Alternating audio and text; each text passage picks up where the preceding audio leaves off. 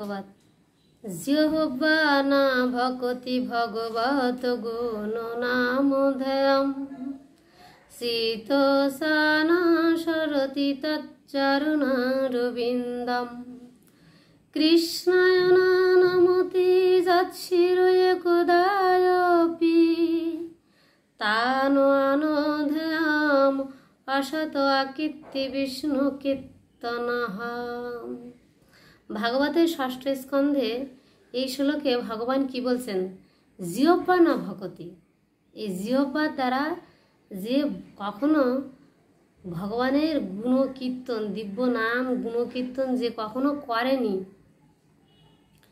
জিহ্বা না ভকতি ভগবত গুণ নামধেয়ম, চিত্তের দ্বারা, চিত না স্মরণ, চিত্তের দ্বারা যে কোনোদিন স্মরণ করেনি, শীতসানা সরতি তচ্চরণারবিন্দম, তো সেই চিত্তের দ্বারা যে কেউ কখনো স্মরণ করেনি, চিত্তের দ্বারা সে সব কিছু চিন্তা করেছে। চিত্তের দ্বারা দেখুন তার ব্যাংকে কত টাকা আছে, রাজনীতির চিন্তা, সংসারে যাবতীয় সব চিন্তা করেছেন, কিন্তু চিত্তের দ্বারা সে কখনো কোনো দিন ভগবানের নাম কীর্তন, ভগবানকে দর্শন স্পর্শন, সেই ভগবানকে কখনো চিন্তা করেনি।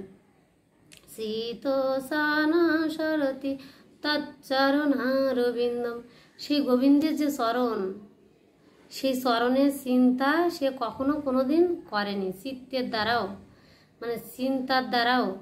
একদাপি, তাই বলছেন জিহ্বা না ভকতি ভগবত গুণ নামধেয়ম শীতসানা সরতি তচ্চরণারবিন্দম কৃষ্ণায় নমতি যৎশিরয়েকদায়পি, কৃষ্ণায় নমতি, কৃষ্ণের চরণে যে একদাপি, একবারের জন্য কখনো মানে প্রণাম করেনি, সবাইকে মাথা নত করেছে। কার্যসিদ্ধির জন্য জগতের কিছু কিছু মানুষের চরণে সে মাথা নত করেছেন, কিন্তু বলা হচ্ছে কি কৃষ্ণের চরণে সে একদাপি, একবারের জন্য মাথা নত করেনি। বলছেন একদাপি, একবারের জন্য সে শ্রীকৃষ্ণের চরণে মাথা নত করেনি, ভগবানের চরণে সে একবারের জন্য মাথা নত করেনি। তো বলছেন যে তানো আনধেয়ম, তাকে তানো মানে তাকে ধরে নিয়ে চলে আসো, আমার কাছে ধরে নিয়ে আসো। সে কেন? সে সারা জীবন অসৎ কীর্তি করেছে। অসৎ মানে কি? তার অর্জিত টাকা দিয়ে সে কোনোদিন সাধুগুরু বৈষ্ণব ডেকে ভগবত সেবা দেয়নি, সাধু সেবা দেয়নি। যেখানে ভগবানের মন্দির প্রতিষ্ঠা হচ্ছে, যেখানে যেখানে নরনারায়ণের পূজা হচ্ছে, যেখানে ফ্রিতে হোমিওপ্যাথি ওষুধ দান করা হয়, যেখানে চিকিৎসা সেবা হয়, যেখানে হতদরিদ্র গরিব দুঃখীর দান করা হয়, সেই সব সৎ কার্যে, মহৎ কার্যে, ভাগবত পারায়ণে, গীতা পাঠে, ভাগবত অনুষ্ঠানে এবং এই সৎ মার্গে, সৎ কার্যে যে একটি অর্থ দান করেনি, বলছেন সেই তাদেরকে সেই অসৎ কীর্তি সারা জীবন করে গেছে।